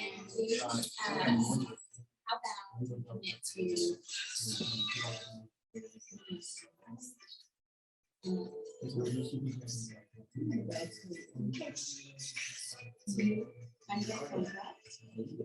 meaning like they are officially finished. That means like you have taken a seller and got their house, they're under contract, or you take a buyer and you find out the house of their dreams and you write a purchase agreement for them and you get that. And that's two under contract a month. Yes. And then the end of the year, what's your goal for end of your month? 55. So now they're, Get it. If you guys need to do a trio of accountability partners, you can do that. You don't just have to do a duo. We set those goals at the beginning. How many do you want to get by the end of the year? How many units do you want to sell? All right, if I can bring everybody's attention back to me real quick. Yes, sir. I'm gonna bring everybody's attention back to me real quick. Two very important words that I've learned at Keller Williams, and I'm gonna share them with you right now because it's fitting for this moment. They are buy win, right? So as accountability partners, you know, if Kelly says she's gonna buy a new flip house, great, Kelly. I support you in buying your new flip house. Buy win. How many of these homes are you gonna go look at? How many offers are you gonna make? How many of these deals do you think will get negotiated? When's the deadline? Buy when? When are you gonna buy this? Because there's activities that have gotta happen. If you're gonna have 2 open houses, I didn't hear all of it, I just heard the words 2 open houses. If you're gonna have 2 open houses, by when will you decide which 2 houses to hold open? By when will you post your marketing material to social media? Right? Hold each other accountable to by when. And it's a little bit different, like we're on a team, and so like for us, we have people that already like say, like they come and say, hey, these are the properties we have. We're gonna do a social media marketing thing for you. Perfect. By when? And they have it done every like Thursday, I think. Yeah. So then Friday, you make sure it gets done. Mhm. That's awesome. All right, I'm gonna do like 1.5 more minutes. Make sure that you do this next step. Take a minute right now to put it on your calendar, your accountability meeting with your accountability partner. So we know we're gonna have it by when. Now add it to your calendar so it doesn't get dropped. Because remember, we said this is important. And white space on the calendar is the devil. Put it on your calendar so we make sure it gets done. the first one is. I'm checking on you daily. Put it on your calendars right now. I was thinking like on Friday that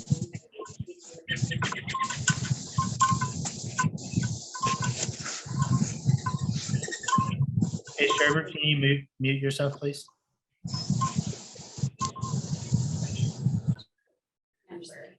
Thank you. We'll go like one more minute. I'm gonna give everybody time to put it on their calendar.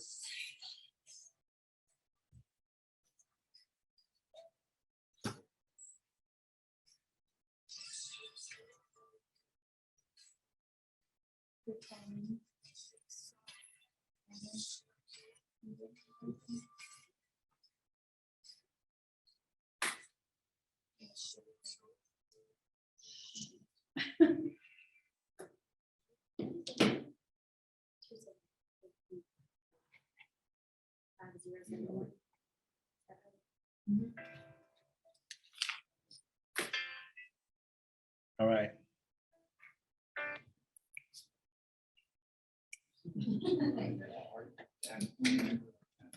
So it's really important that you work together with your accountability partner and service each other's best interests, right? In your participant guide, you'll see a list of 6 questions. In the coming days, each time you check in with your accountability partner, you'll ask each other these 6 questions to help them assess their progress towards their completion of the success system activities, okay? How did you do? How do you feel about that? Did you have any opportunities for improvement? How will you address those opportunities? What were your wins? How will you celebrate your wins? Okay, so make sure you ask those 6 questions to each other. It's all about accountability. Share your current business goal with each other and how accomplishing the goal will impact your lives and what that will mean to you. What does meeting these goals mean to your big why?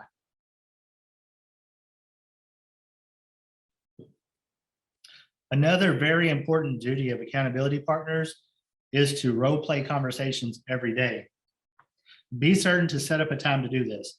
Some partners agree to call each other every morning, every other morning at the same time. Taking turns being an agent in the role-playing conversation, take turns being the customer in these role-playing conversations. And it's a great time to expand your confidence with conversations and asking forward questions, or for offering value, or for following up on social posts. Make good use of your time together. Top agents report that they continue to practice conversations daily.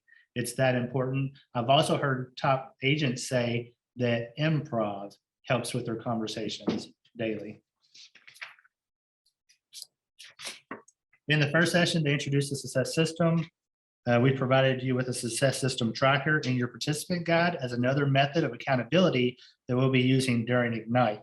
Today, we're going to focus on the first 3 activities, conversations, contacts, handwritten notes. We will discuss the other activities in upcoming sessions of Ignite. Remember, completing these activities is important because they will help you build and nurture relationships with others. That's how we are the fiduciary to our clients, building those relationships.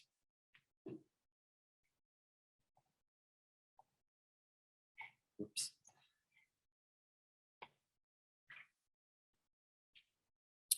If you can't measure it, you can't improve it. So in our success systems, what we're aiming to do is measure our activities and the results. The success system may seem like a tall mountain to climb, and it can be achieved by measuring and improving every day. Top agents measure their important numbers so they can improve.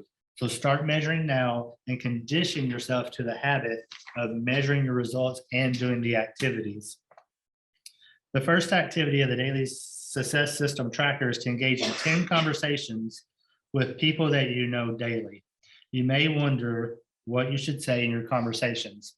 And I'll add that I've also heard it said that when you're in a sales business, if you're not having conversations with people, you're unemployed. So you have to have conversations. Recall that the last session, they introduced Ford, and the Ford method is an approachable way to start a conversation with someone in your sphere of influence. Someone read through what Ford stands for me, please. It's on the screen. Makes it easy. Occupation, recreation, dreams. Yeah. Family, occupation, recreation, dreams. This was a game changer for me Because as someone that's shy and introverted, I like to have things as an icebreaker. When somebody introduced Ford to me, I was like blown away by the concept of, oh, okay, here's 4 areas that I can highlight to initiate or carry conversation, when I would normally just be comfortable standing by the wall and letting the conversation die. One of the things that Ford does is it puts the focus on the other person, right? And it shows that you care about the person, and it puts the other person at ease. Coincidentally, it also puts you at ease if you have that same personality type.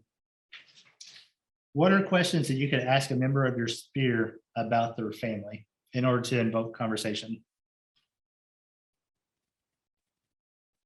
You Hey, can, how's the family? Yeah, and sometimes it's so simple. Hey, how's the family? you can stalk their Facebook page too and just be like, oh, hey, did I just see that your baby graduated kindergarten? Oh my gosh, can you believe they're getting so big? Absolutely. Facebook is a great tool. Oh, God, yes. Facebook is a data mine. That's right. What about occupation? What could you use occupation for to relate to a client to carry a conversation? Hey, so what do you do? Yeah, Because then they're gonna ask you, what do you do?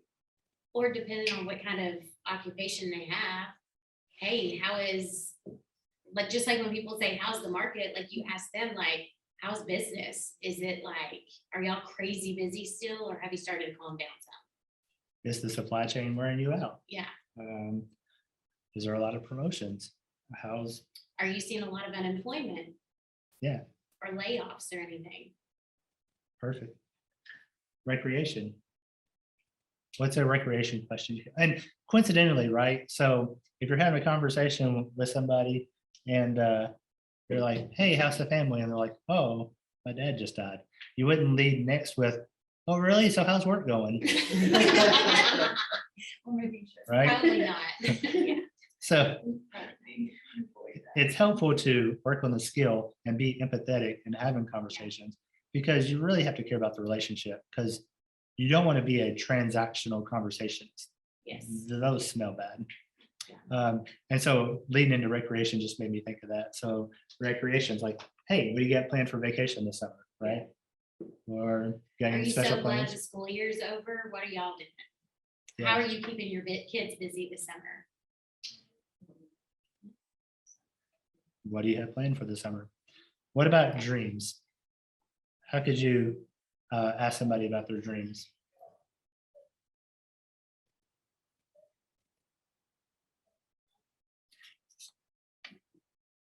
I had a crazy dream last night, man. Are you guys still looking at getting that farm one day? Yeah. So Or heard you like wanted instead of like fast forward? 21 pygmy goats on a farm on the edge of town. Is that still a thing? Yeah.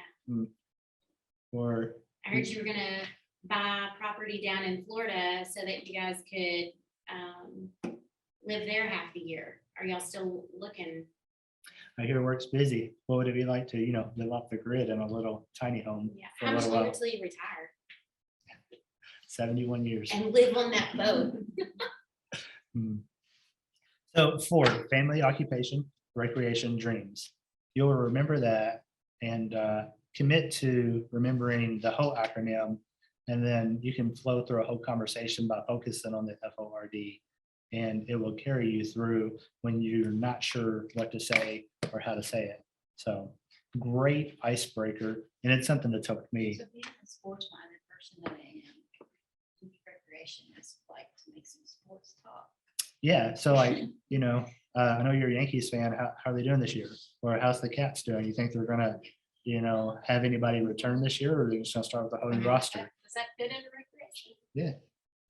So, and coincidentally, guys, I use influencer marketing. So I have a radio commercial that Matt Jones from KSR. Yeah. So he reads it, and that's my icebreaker, because people will hear my commercial from Kentucky Sports Radio, and they'll start conversation with me and say, hey, heard your commercial. What do you think about the upcoming football team? Or you ready for football? or you ready for basketball? How are we gonna do in the tournament? So for me, it makes it a whole lot easier to get a conversation going because I thought through that process of what can I do to get people to start that conversation with me. It's kind of like if you're starting a restaurant that's brand new, it's never been open. What are you going to do to get people to come to it, right? What are you going to do to get people to talk about it? Same thing with trying to get conversations started with me, which leads into real estate sometimes. Because I'm so ate up in sports, to make me feel so uncomfortable, like, because I love talking about sports. I can talk to anybody who wants to talk about it easily, and it would also make me feel a lot more comfortable as far as, you know, doing the proper steps too, because you don't feel like you're kind of in a spot, because it just comes easy anyway. It's a great and easy way to share common ground. Sports is an easy one. Find somebody who has little kids and go to their games and start talking to people about like ball or whatever. Yeah. Yeah, of course, my children are in sports too, so. Great way to have conversation. We only have about 8 minutes left, so I'm going to condense the end here. And I want to role model one conversation with a partner in class, okay? So your accountability partner or another partner, either way is okay. I want you to have a practice conversation using Ford to strike up the conversation and carry it. I'll give you 2 minutes, pick a partner and go fast. That way we can do this activity and move on to the next thing real quick. I don't want you guys to lose out on it. 2 minutes, go.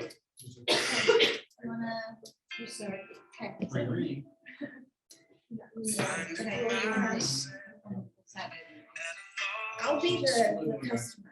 You be the agent.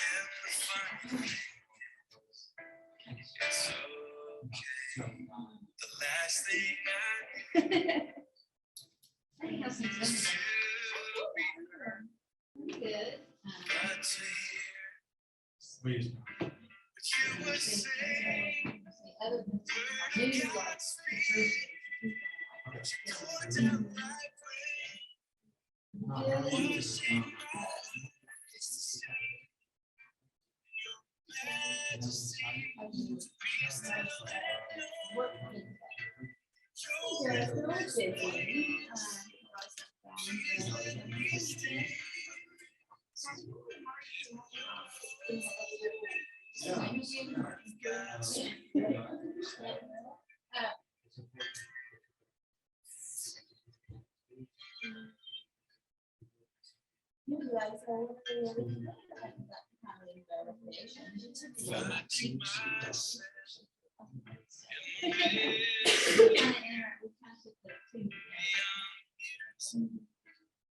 So any good thing going on?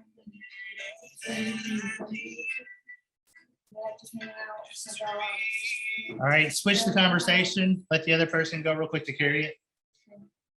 And I call you. I'll call you. I'll call you. Hello.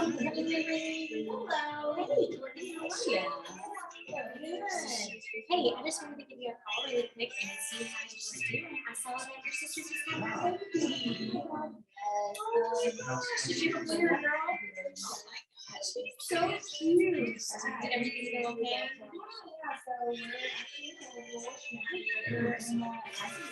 Yes. Oh, okay. Nice. Oh, well, I'll be praying for her. Hey, how's business at Wasabi? Is it? Oh my gosh, I mean, like, that's wild. They let you off work to go up there and really have your sister? How precious is that? I love it. So who's taking care of your dogs right now? My brother. Okay. He's actually my baby. Okay, I see. 20 seconds. So what do you got? What you got going on this summer? You got any big plans? Are you? Listen, I know that we had that pole installed in your house, but let me know where you decide to go, okay? Well, you know, I didn't know if I'm not if you're gonna watch, but like, is that still like, are you still on track to be a professional stripper for the rest of your life? Oh, that's perfect. Here's Well, how it listen, girl, works. it was so good to talk to you and catch up. All right, let's bring it back together real quick. All right. Let me have your attention again. So the first part of that success tracker is having those 10 conversations every day with people, right?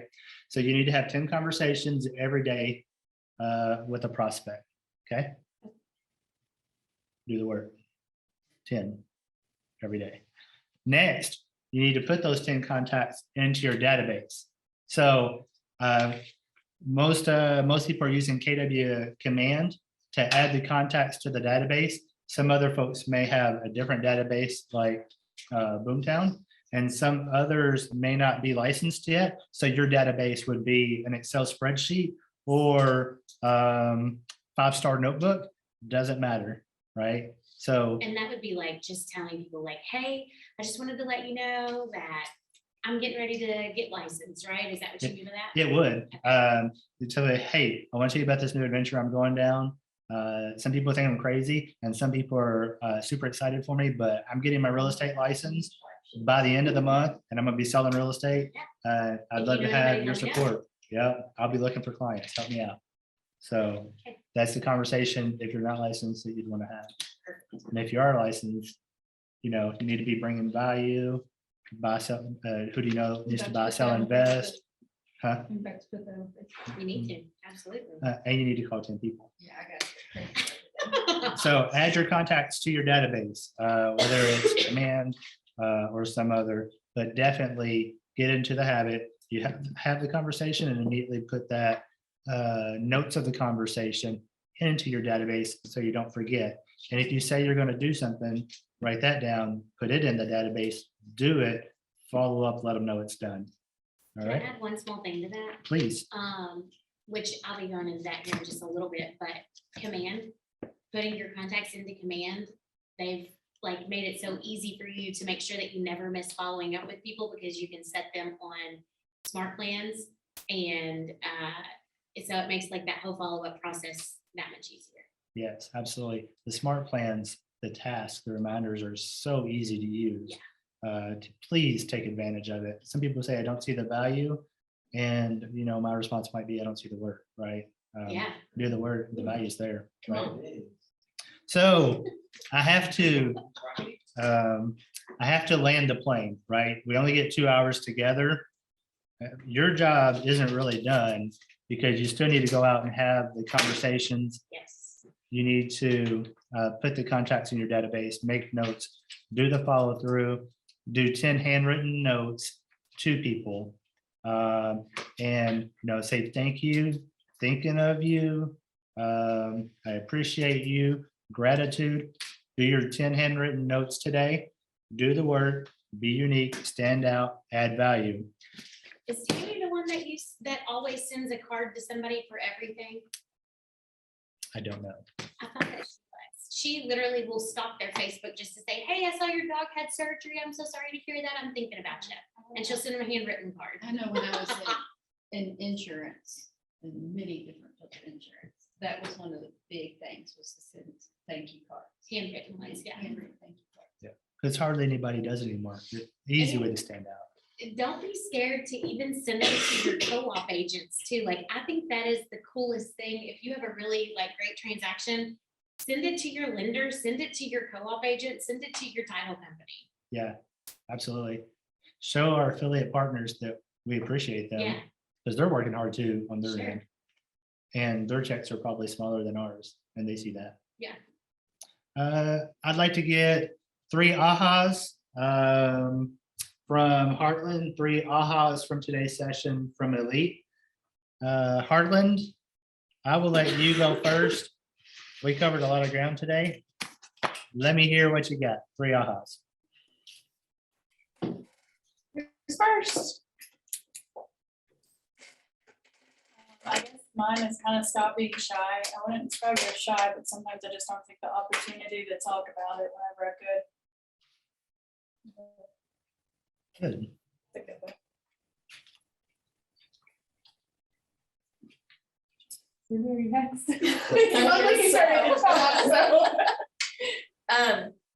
The accountability is a big one for me because there are a few things that I need to work on And Mike is gonna stay on my back, so. You She'll gave, do it. you gave her permission. Thanks, Holly. One more from Heartland. So not really an aha. For me, it's just I guess just understanding like having a conversation is not hard. I think we overplay it, we think it in our minds so much so that we just paralyze ourselves before we even do it. I mean, if you just think about the Ford method, I've heard it before. I've been in a few trainings where it's been discussed because it's effective. It's simple everyday conversations. And on this day, you might be having one of those with a stranger. So if you don't overthink it, just do it. It's effective. Perfect. Thank you. 3 more from inside the Elite Training Conference Room. Progress is daily, no days off of it. Progress is daily. Perfect. Your habits make your success. Absolutely. He said your habits make your success. It's good. Are you being functional or are you being a fiduciary? Yes. All right. I want to thank everybody that came and hung out. I'm just going to leave you with this. As much as I appreciate all of you being here, if you could do one thing for me, it's to leave here and do the work. Please do the work, because there's no other way to be successful than doing the work. So everyone have a great, safe day. See you guys. Thank you, Jody. Thank you. Welcome. Okay. Like, okay, who you bringing with? See you.